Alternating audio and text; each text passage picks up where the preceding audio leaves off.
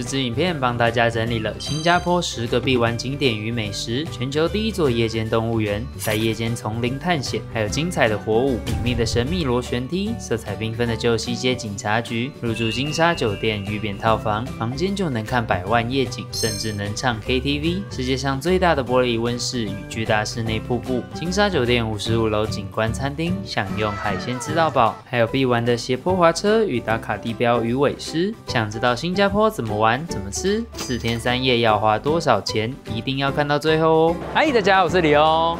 其实上一次呢，带 Ashley 家的10人大团去福冈玩之后，我也决定要规划一场孝亲之旅。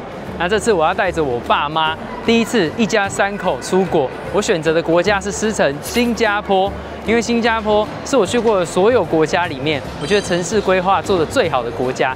再来就是因为上次我住到金沙酒店之后，念念不忘，实在是太赞了，心里就想着有一天我一定要带自己的爸妈来住。那因为这是我第4次来新加坡，所以我会挑选前3次我觉得好玩，然后必去的景点带他们玩以外，再加一些全新的景点来分享给大家。那这趟旅行呢，我不打算做什么小资游了，要让我爸妈体验最赞的出国之旅。那不知道会花多少钱，大家可以先猜猜看。影片最后我会公布。事不宜迟，我们一起来看看新加坡有什么好玩的吧 ！Let's go！ 现在第1站就要来金沙酒店放行李。今天我们住的是4568房，本来我们是订滨海湾花园景观，但是平常有在扶老奶奶过马路，居然不止升1等到套房，而是升了2等到超高级的玉扁套房。进来之后，哇，超巨大的客厅 ，L 型大沙发。配上大电视，而且整个氛围感营造的超好，金光闪闪的。重点呢，就是他们的 view， 滨海湾城市景 ，Oh my god， 太漂亮了！晚上这一些大楼都还会变成100万夜景，居然还有卡拉 OK， 还可以放周董的歌。Mini bar 很夸张，直接给中岛吧台，有满满一盆水果、胶囊咖啡机与 TWG 茶包，当然也有移动酒柜，有各种看起来很好喝的鸡尾酒。房间一样可以看到滨海湾漂亮的城市景观，还有独立更衣间，就用 Dyson 吹风机，还有各种吹嘴。白色大理石浴室也是非常漂亮，还有独立一间的智慧马桶。非常大的按摩浴缸，可以边泡澡边看电视。淋浴间还是双人的哦，晚上还能在房间看100万夜景。晚点再来开箱顶楼无边际泳池，还有55楼景观餐厅。来到新加坡，当然不能错过鱼尾狮雕像啦。鱼尾狮公园对面就是金沙酒店，哎，喝得到吗？喝不到。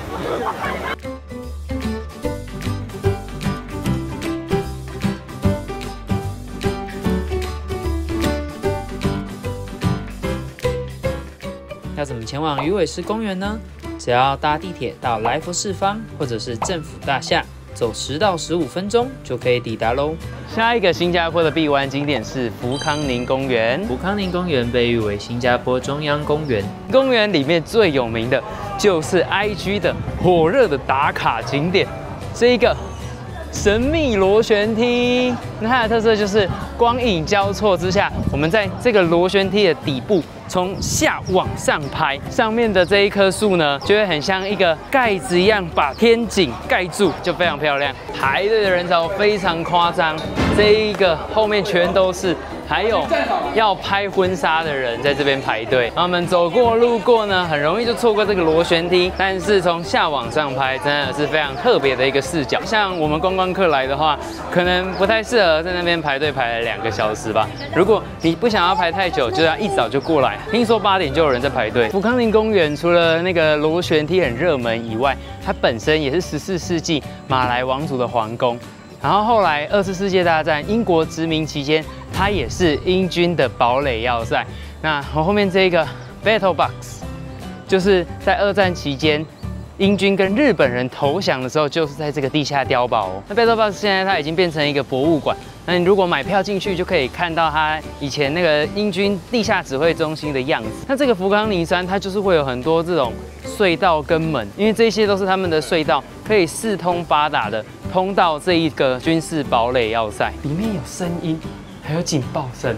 如果说你有对这种军事很有兴趣的话，就可以考虑到 Battle Box 买票，然后进去体验一下，就更有那种战时的体验感。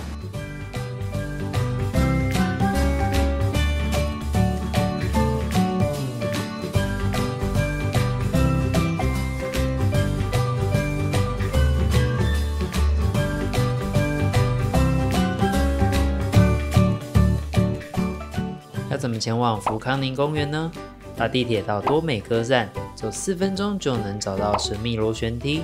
下一个新加坡必玩景点是旧西街警察局。旧西街警察局它有非常多面的彩色窗，非常漂亮。它曾经是警察局，现在则被粉刷成5颜6色，成为新加坡新闻艺术部的大楼，也在1998年被列入新加坡国家古迹名单，成为国家文物。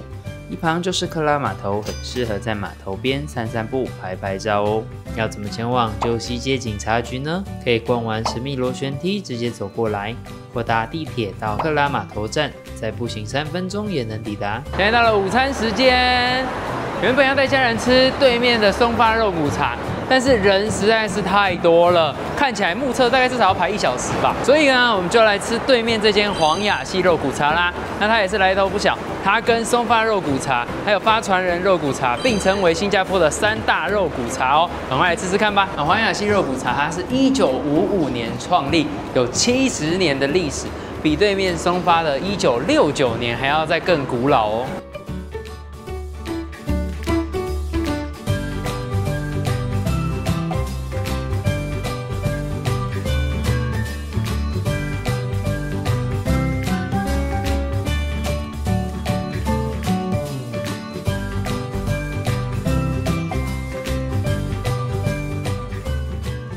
现在已经吃完黄雅系肉骨茶了，我个人是比起松发，我更喜欢黄雅系肉骨茶。虽然2间都很好吃，但是因为我觉得它的用餐环境更好，排队的时候啊，可以排在这种大旗楼下，不会像松发有点半露天的。而且它排队呢，我们在正中午时间用餐时间过来哦，我居然只排了不到10分钟，所以整体的排队感受也比松发好。然后里面都有冷气吹，比如像我上次在松发的时候，坐在那个路边就吃得满头大汗。而且我觉得它的优选排骨肉骨茶，它的肉质也是非常软嫩，吃进去就入口即化，然后整个肉都被我们吃得精光，剩下骨头而已。如果松发有吃过的人，也推荐大家来这一间黄雅系肉骨茶。要怎么前往黄雅系肉骨茶呢？地铁克拉码头站的旁边或松发肉骨茶的对面都能找到黄雅系肉骨茶。下一个新加坡的必玩景点，一样是在滨海湾花园里的花穹与云雾林，超漂亮的各位！大家一进来的第一个反应就是哇哦！这里呢有高达35米的人造山，还有曾经世界上最大的室内瀑布，超级壮观的，营造出这种热带高山森林的感觉，非常的神秘。一进来，它这里非常凉爽，瀑布的水雾还可以让我们觉得很有降温的效果。在正中午的时候，超适合来这个地方。这个云雾林里面啊，种植了很多高海拔的亚洲地区植物，再透过这个水雾系统，让你更有置身于云雾森林中的梦幻的感觉。现在我在 Cloud Walk 这一边就能够俯瞰整个云雾林，居高而下，感觉很不错哎。我们不只可以走在云雾山步道上欣赏植物，也能到气候变迁展区，看着大萤幕投影，还有延伸到脚下的画面，让人更有沉浸式体验，也让我们更了解气候变迁对生态的影响。也有展示石灰岩与水晶的地方。这边有很多水晶洞，然后每一个都还有一些钱币，大家好像把这里当成许愿池了。现在要来到另一馆了，这一边是花穹，它是世界上最大的无柱温室，它培养了世界上5大洲各式各样的干燥气候植物，然后它也会随着四季变换不同的植物。像现在啊，我们是有点春季来，我后面那里就有一棵樱花，那一边居然有日本的天守阁，旁边就是樱花耶，我们赶快过去看看吧。各位，1秒来到日本。日本的樱花季太贵，那就来新加坡看吧。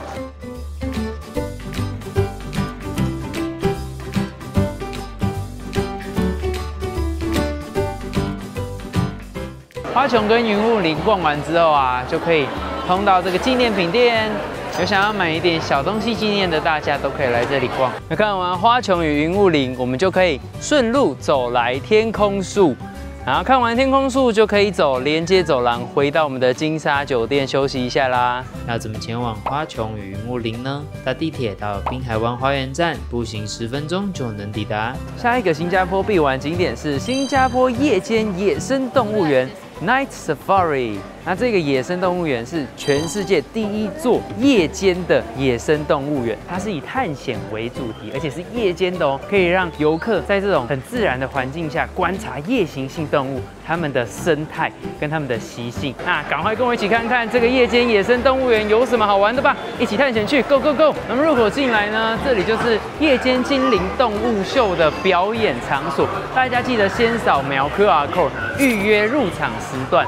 那我是扫描8点30分的那一场，因为我们要先进来搭这一个动物园的游园车。这个游园车呢，可以绕着园区40分钟的时间，然后可以经过各式各样的动物，而且没有什么围栏哦，就可以更近距离的观察动物，观察它们最真实的习性。那我们搭7点的这一班是第一班车，趁天还有点亮，这样子就不会在那边找不到动物。现在在10分钟就7点啦，这里人山人海，都是要来排这个游园车的。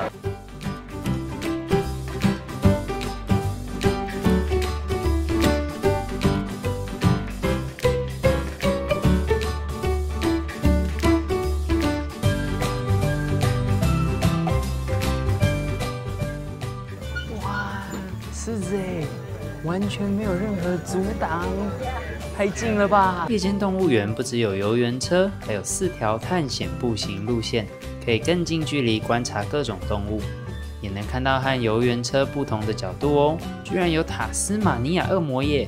这个塔斯马尼亚恶魔的声音，听听看。哇，真的跟恶魔一样。逛累了，园区也有贩售餐点，吃饱就可以来看夜间精灵动物秀啦。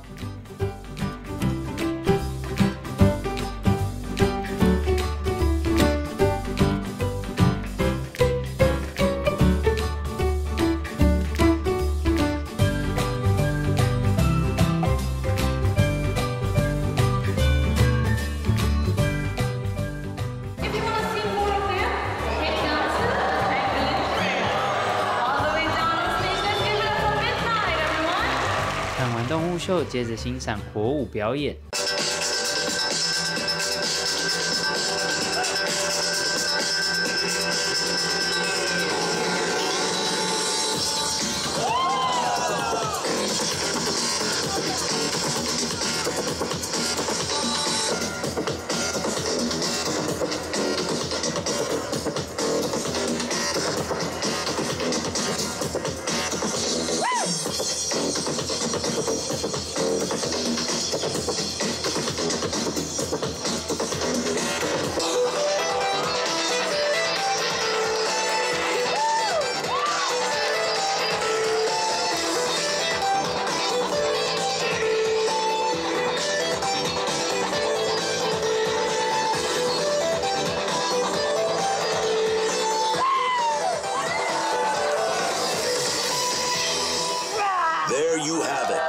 昨天夜间动物园回来饭店应该已经11点多了吧？我现在早上隔天起来再跟大家分享感受。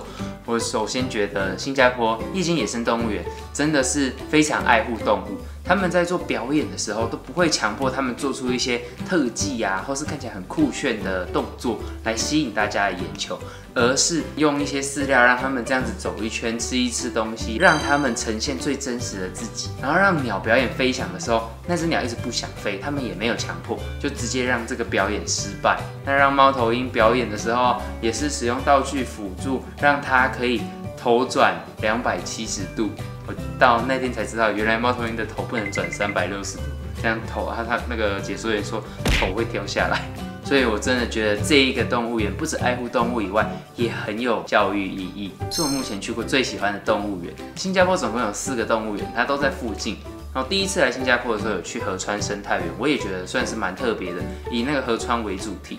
大家如果有时间的话，我觉得河川生态园跟夜间动物园是比较特殊的。那一般的那个动物园就是台湾也有，那还有一个是鸟类专属的动物园。如果你只能去一个动物园的话，我绝对是首推夜间野生动物园，因为真的是太特别了。你在夜晚的时候看那些动物，然后那个树丛沙沙沙的声音，感觉非常的刺激，很像在黑暗丛林里面探险，可以以最真实、有临场感的方式跟这些动物近距离接触。那跟大家讲一下购票的小秘诀，因为这个夜间野生动物园非常热门，所以推荐大家先用我放在资讯栏的购买连结，先线上买好票之后，再到他们的官网预定你的入园时间，这个很重要，因为它就跟迪士尼的流程差不多。你买好票之后呢，先预约入园时段，这样才不会到了现场，结果这个时段的人已经满了，然后让你不能进去，你只能去比较晚的时间，变成你要在这边干等很久。要怎么前往夜间野生动物园呢？从市区搭大众运输前往需要多次转车，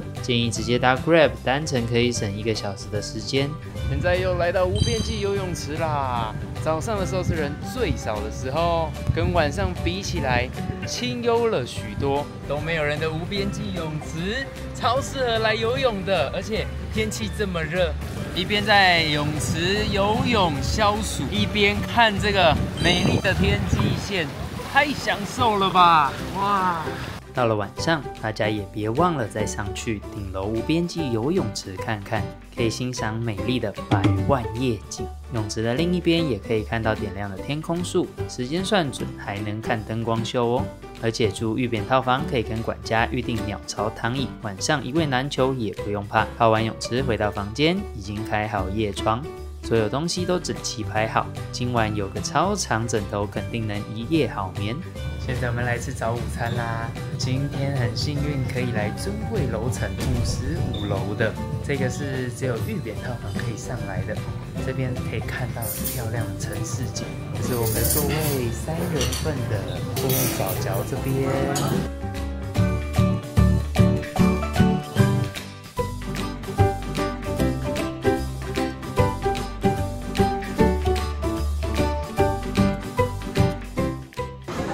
早午餐 ，Oh my god！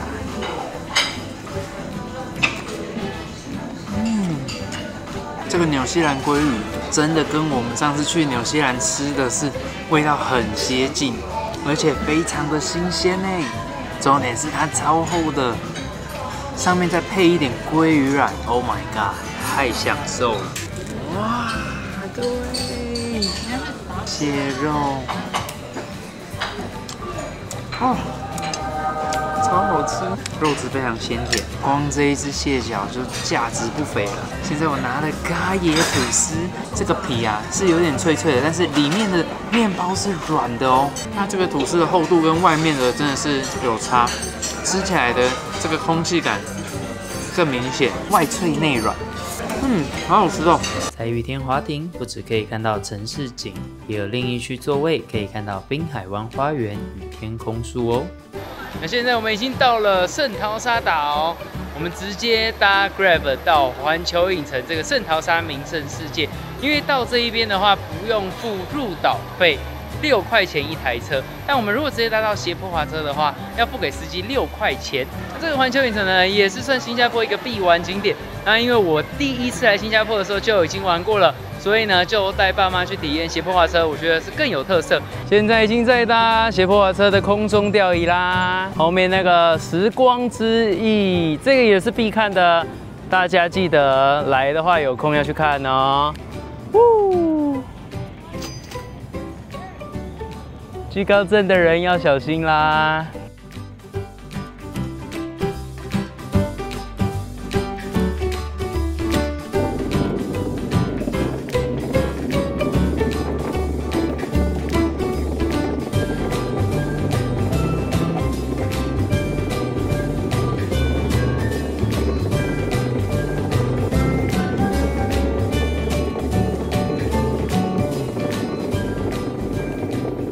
要怎么前往斜坡滑车呢？搭 Grab 到圣淘沙民生世界省入岛费，再搭圣淘沙快线到 Beach Station， 走2分钟就能抵达。下一个新加坡的必玩景点是艺术科学博物馆。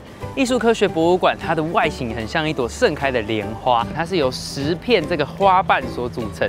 那每一个花瓣它都是不同形状的展览空间。然后花瓣的那个顶端啊，大家可以看到有一个玻璃帷幕，这个玻璃帷幕可以让自然光线洒进去，然后就用自然光展现各式各样的作品，所以呢看起来会更加的独特，而且同时也很省电。然后它的这一个花瓣，它是有一个集水的功用，它上面是可以收集雨水的。然后雨水收集到一定程度之后呢，就会流入它那个馆内的水循环系统，因为他们展览馆内的厕所啊、马桶等等的。那新加坡的建筑不只是看起来漂亮有特色以外，都兼具了一些环保的概念，我觉得这个是很棒的一个设计。然后它的旁边也有这一个水上 LV， 那因为我对精品没有兴趣，就不去逛啦。大家可以看到，在科学艺术博物馆前面也有一整片的莲花池哦，就跟它博物馆的外观是一样的形状。艺术科学博物馆最有名的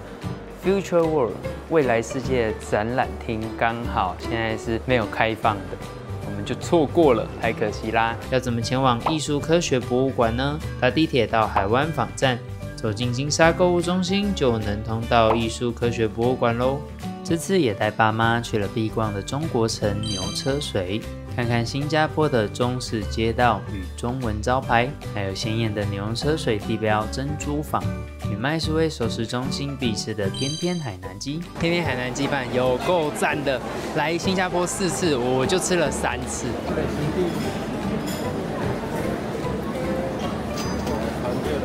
我还有去圣淘沙名胜世界的哈利波特魔法幻象特展，这个展览重现哈利波特的10个经典场景，有骑士公车、魔法部，还有消失的密室，而且还要大家合力施魔法打开门，超酷的。最后透过厨师盆回顾哈利与伏地魔的精彩对决，哈利波特迷一定要来看看，可以使用特制的互动魔杖跟很多装置进行互动，体验施展咒语的乐趣哦。当然也有到星耀樟宜看壮观的雨漩涡，也买了全球泡面排行第1名的百胜厨乐沙拉面，一样是回国前来星耀樟宜 B2 的这间超市都能买得到哦。那现在呢，我们已经要准备退房到星耀樟宜去，最后逛一下就要去搭飞机了。然后我已经把这4天3夜的所有花费整理出来啦。首先是机票来回30077 3个人，那住3天金沙酒店，我是付尊贵客房的钱而已，所以是75000元。然后交通的话呢，3个人2220，主要是在 Grab 上面搭计程车。门票的话10204， 3个人。那吃饭的话呢，有一些在饭店解决，有一些是有朋友请啊，还有我们带爸妈去吃一些当地美食，所以只花了3565，算蛮少的。总花费4天3夜121066元。那我觉得这次的新加坡小情之旅真的算是玩得蛮尽兴的，不止住到了很高级的饭店，也去了一些新的景点，影片分享给大家，希望对大家有帮助。使用的优惠连结还有订票资讯，我一样会放在资讯栏。那我们下一期影片见喽，拜拜。